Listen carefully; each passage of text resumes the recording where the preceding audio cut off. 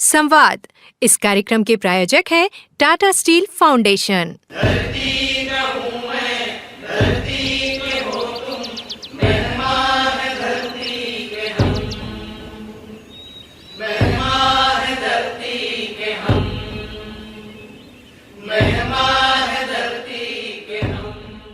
Tata steel foundation द्वारा प्रायोजित कार्यक्रम संवाद की एक और नई कड़ी के साथ एक बार फिर आ गई हूँ मैं, रोशनी।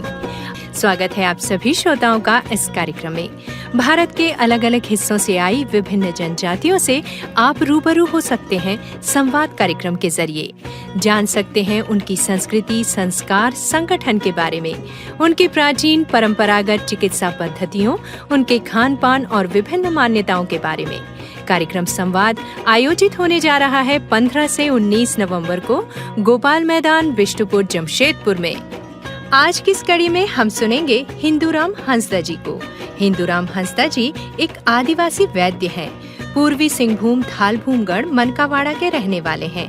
हिंदूराम हंसदा प्राचीन परंपरागत तरीके से जड़ी बूटियों द्वारा इलाज करते हैं। आर्थिक रूप से कमजोर फैमिली बैकग्राउंड और अपनी मां की बीमारी से प्रभावित और आहत होकर महज 13-14 साल की उम्र से ही उन्होंने वैद्य का काम सीखना शुरू किया। 14 साल तक बाहर रहकर उन्होंने अपने गुरुओं से शिक्षा ली। कई कठिनाइयों के बावजूद उन्होंने सीखना नहीं छोड़ा और जड़ी बूटियों द्वारा इलाज करना भी जारी रखा। हिंदूराम हंसदा आदिवासी पद्धति से यूरिन टेस्ट करके बीमारी का पता लगाते हैं। आज दूर दूर से लोग इलाज कराने के लिए उनके पास आते हैं। साल 2017 में आप संवाद से जुड़े, तो आइए सुने आदिवासी वैद्य हिंदूराम हंसदा जी से मीडिया कर्मी संजय प्रसाद की बातचीत। हिंदूराम हंसदा जी, नमस्कार, जोहार। नमस्कार।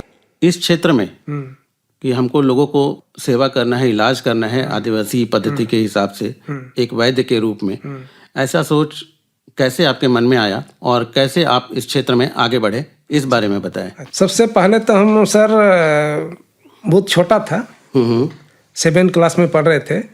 अच्छा। उसी समय मेरा माँ गुजर गई है ना। तो हम सोचा कि तो दवाई के चलते, मैंने उस समय उतना हम लोग बहुत गरीब था और पैसा का बहुत कमी था, अभाव था। हम ठान लिए ठीक है हम दवाई को अच्छा से सीखेंगे। तो हम बोले कि इस जोड़ी बूटी पहले से थोड़ा एक बूढ़ा जानते थे, उधर का हम लोग गुरु जी है एक ठो। अच्छा। उसके पास गए। उसको बोले आप तो बहुत अच्छा दवाई जानते हैं, कम से कम हमको सिखा दीजिए। अगला ठीक है सिखा देंगे, आपको कम से कम आपको 3 साल लगेगा पूरा सीखने में।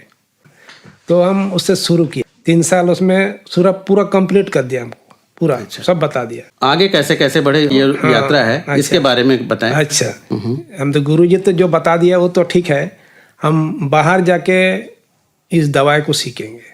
तो इससे हम बाहर चले गए, घर में नहीं रहे। अच्छा। 14 साल बाहर रहे और जो जानता था जितना दवाई, हम पूरा गांव घूमते थे। जो जहाँ दवाई कर रहा था वहाँ हम जो जानता है उसी के पास जाते थे और उन लोग को पूछते थे ऐसा आप तो दवाई दे रहे हैं इसी का, ये बीमारी का, हमको थोड़ा बता दिए, आपको हम भी पैसा कमा के देंगे ही। सीख के और दवाई शुरू किया, काम करेगा कि नहीं। अच्छा। उसी समय 13 साल हो रहा था, उसी समय जब पूरा हम कलेक्ट कर लिया बुजुर्ग लोगों से, तो हम एक वही नाम का एक ठो बूढ़ा था। अच्छा। पूरा एकदम सुया हुआ, तो 3 साल उसका मैंने सुया, तो उठ नहीं पाते थे, कुछ खाना भी नहीं खा पाते थे, वैसे पूरा हाथ पैर ऐसे सीधा रहते थे, वैसे मुड़ता नहीं था। तो हम उसको बोले ठीक है आप सुबह का यूरिन रखिए, हम थोड़ा यूरिन को देखेंगे। अच्छा। टेस्ट करेंगे। डॉक्टर से तो बोला है उसमें हार्ट का आपका दिल की बीमारी। हाँ, दिल का बीमारी है। हम देख लिया कि नहीं वो चीज़ दूसरा है, वो नहीं है।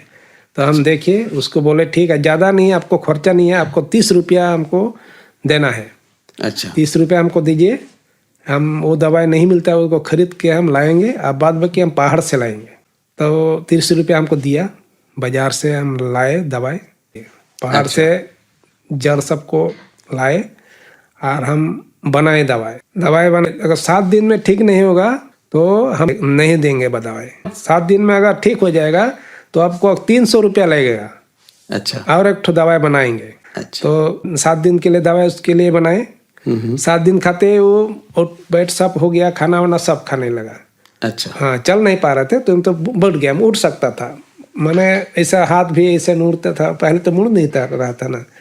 तो फिर उसको 300 रुपया हमको जुगाड़ किया और दवाई सब ले आए और फिर पहाड़ चले गए। और उसके बाद 300 रुपये का दवाई उसके लिए बना दिए, अभी भी है, ठीक हो गया। अभी भी उतना दिन हम दवाई दिए थे और 3 दिन में उसी साल से वो खेती वेती करने लगा, हाल सब जोतने लगा। अच्छा। तो आदमी से बोला नहीं, ये दवाई बहुत अच्छा जनता है।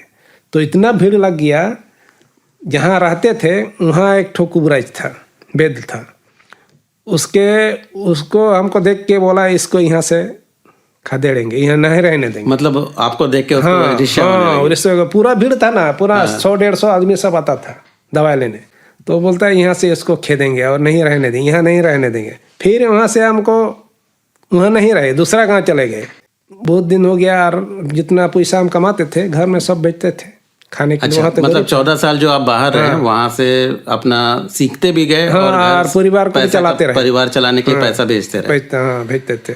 तो आप किन किन बीमारियों का इलाज करते हैं और कैसे करते हैं, उसके बारे में भी कुछ बताएं। इसके अभी बीमारी तो पहले बहुत सारा, मैंने से धात हो गया, बात हो गया, वो सब तो है ही है ना, सीरा का नस जिसका, किडनी, अभी किडनी का भी कर रहे हैं, शुगर का कर रहे हैं, ट्यूमर का कर रहे हैं। अच्छा, इन सब बड़ी बीमारियों का भी आप इलाज कर रहे हैं, जो मामूली बीमारी होती है उसके अलावा? उसके अलावा 3 बीमारी बहुत जल्दी अभी बहुत चल रहा है। अभी हम एलोपैथी पद्धति से नहीं करते हैं हम। यूरिन सुबह का जब फर्स्ट में जो उसी को रखने बोलते हैं और उसको खाला में डालते हैं हम, खाला, और उसी से हम देखते हैं, सब पता चल जाता है। आपको बताना नहीं है आपको, जैसे डॉक्टर लोग क्या करता है, पेशेंट जाने से पेशेंट को पूछते हैं आपको क्या है, वह क्या हुआ, कैसे, उसको पहले बताना पड़ता है पेशेंट को। और हमारे यहाँ अब यूरिन लाइए, आपको कुछ नहीं बताना है, हम यूरिन देखने से आपको सब बता देंगे, क्या बीमारी है, क्या है, कितना दिन हुआ है, सब बता देंगे। अच्छा, उसको देख के ही आपको पता चल जाता है? सब पता चल जाएगा। अच्छा। इसका ट्रेनिंग हम कम से कम 9 साल 10 साल लगा है इसको मैंने जानने के लिए। ये जो इतना सालों का जो यात्रा है, आज जहाँ पे आप पहुँचे हैं, इसमें क्या क्या कठिनाइयाँ आई यहाँ तक पहुँचने में? इसमें बहुत हमको कठिनाई झेलना पड़ा है, बहुत। जैसे 30 साल के पहले का बात, जैसे पहले हम कलकत पोटका बोलते हैं, वहाँ बैठते थे, वहाँ से हमको भगाया था, बैठने नहीं दिया, वहाँ से भगाया। तो अब कोई समस्या, अब कुछ परेशानी है? अभी नहीं, और पहले तो परेशानी हो रहा था। जब हम संवाद में आए 17 में, उससे हमको थोड़ा सांस मिला, मैंने क्या बैठने का सांस, बोला जो कुछ होगा हमारा तो है, साथी सब है। पहले तो हम अकेले थे ना, थोड़ा डर लगता था पहले। अच्छा। तो संवाद में जुड़ने की जो कथा है आपका, कैसे जुड़े, क्या क्या अनुभव हुआ तब से लेकर अब तक में, उसके बारे में भी कुछ बताएं। जैसे संवाद में जब जुड़े, मेरा थोड़ा मैंने सांस तो और ज़्यादा बढ़ गया, उसमें बहुत सारा हम सीखने को मिले। यहाँ बाहर से आदमी सब आए थे ना, वेद लोग, उन लोग वैसे हम लोग ऐसे बनाए हैं, हम लोग ऐसे बनाए, हम लोग ऐसे कर रहे हैं, उनका बात सुन के थोड़ा हमको थोड़ा उसमें नॉलेज है। आपको एक तरह से जानकारी का खजाना जो है वो आपको मिल गया। 2017 से जुड़े, आज 2023 चल रहा है, तो इस दौरान जो है कैसे कैसे क्या क्या आपको जैसे जानकारी मिली, फिर आपके जो ये कार्य करने की पद्धति है इसमें कुछ बदलाव आया? अभी बहुत बदलाव आया है। अभी पहले तो हम तो जोड़ सबको जाके दे रहे थे, उसके पाउडर करके दे रहे थे। अभी हम इस संवाद में सब मना पूरा डिब्बा में पूरा पैक करके लाएंगे इसमें। अच्छा। सब मतलब मॉडल कर दिया। अभी वेद सबको बहुत सारा वेद सबको हम बुलाए, संगठन बनाए, यहाँ देख के। हम तो पहले वो सब नहीं जानते थे, हाँ अपने दवाई बनाते हैं अपने ऐसे अकेले। अच्छा। तो यहाँ से हमको थोड़ा वो नॉलेज मिला। ये वेद सब को बुलाने से उसमें और अच्छा माने प्रोसेस बढ़ेगा, आपको माने इनकम भी बढ़ेगा और थोड़ा इसमें आपको फायदा भी होगा। हाँ, अभी तो रजिस्ट्रेशन में कर दिया है ना, उसी चलते हमको डर अभी नहीं है। मतलब ये संवाद से जुड़कर एक प्लेटफॉर्म मिल गया। बहुत ऊपर चढ़ गया अभी इसमें, यहाँ के चलते पहले वो सब हमको बनाने में थोड़ा भय लगता था, वो हमको पकड़ लेगा ना, क्या करेगा, है ना। अभी निर्भय के काम कर रहे चलिए हैं। बहुत अच्छी बात है। तो आने वाला जो भविष्य है इस क्षेत्र में जिसमें आप काम कर रहे हैं, तो इसमें कैसा भविष्य देख रहे हैं, कितना उज्जवल है इसका भविष्य? वैद्य लोग को हम यहाँ मैंने इकट्ठा किया है, और ज्यादा बनाए शिक्षा देंगे उन लोग को। यहाँ जड़ी बूटी जिसको बोलते हैं, जड़ी बूटी को पूरा फैलाएंगे, वही हमारा बड़ा सोच है। अच्छा, प्रयास तो आपका जो है वो बहुत अच्छा है, और सोच भी बहुत अच्छी है कि आप लोगों को स्वस्थ रखने के लिए पूरे भारतवर्ष में इसको फैलाना चाहते हैं। डेली कम से कम अभी दवाई बनाने के लिए 100 आदमी काम कर रहे हैं। पहले खुद से कर रहे थे, खुद से कर रहे थे, काफी अभी लोगों 100 को आपने आदमी जोड़ अभी लिया। दवाई बना रहा है। और थोड़ा अब ये बताइए कि आपके बाद ये जो आपकी जो जड़ी बूटी का बाद जो अनुभव है, ये अगले पीढ़ी के लिए भी आप तैयार कर रहे हैं किसी को? पूरा मैंने सब उसका जैसे जैसे हम दवाई बना रहे हैं ना, सब हम लिख के बना रहे हैं दवाई। तो मैंने किताब बनाएंगे बड़ा। अच्छा, किताब बनाने का एक आपका प्लान चल रहा है, बहुत अच्छी बात है। और उसके बाद मेरा सोच और है कि जनवरी से हम ट्रेनिंग कराएंगे। अच्छा अच्छा, लड़का लोग को सिखाएंगे। आप इसी तरह लोगों की सेवा करते रहें, आगे बढ़ते रहें। आपको बहुत बहुत धन्यवाद। जोहार। जोहार जोहार। अभी आप सुन रहे थे आदिवासी वैद्य हिंदूराम हांसदा जी से मीडिया कर्मी संजय प्रसाद की बातचीत। अब हम आपको मिलवा रहे हैं रूथ केरकेट्टा जी से और सुनवाएंगे उनसे हमारी बातचीत। श्रोताओं, आज हमारे साथ हैं रूथ केरकेट्टा जी।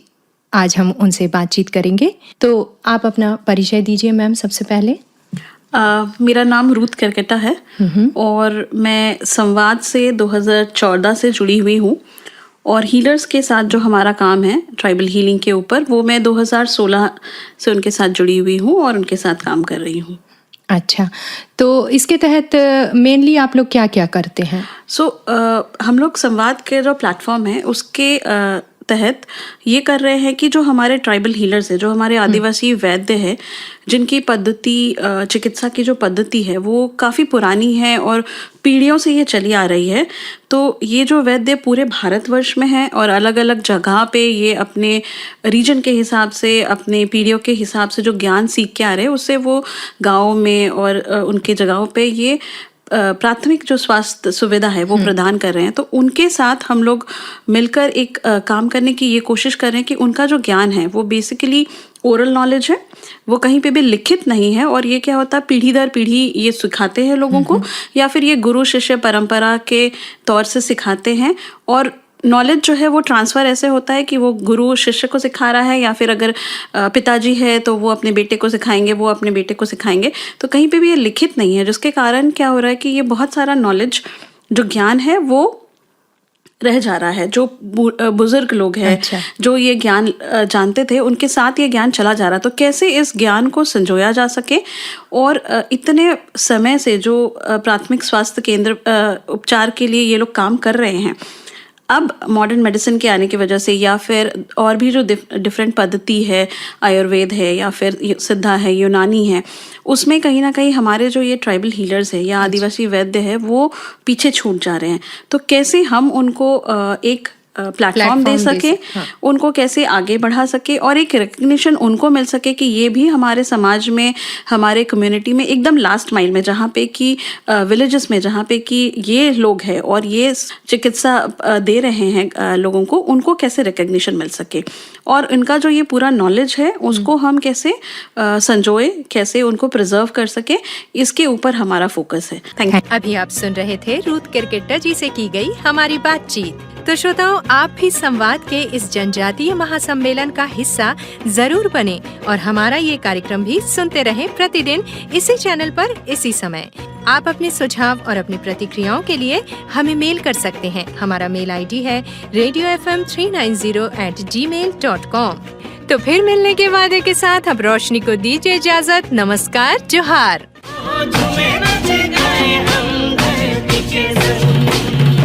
संवाद इस कार्यक्रम के प्रायोजक थे टाटा स्टील फाउंडेशन।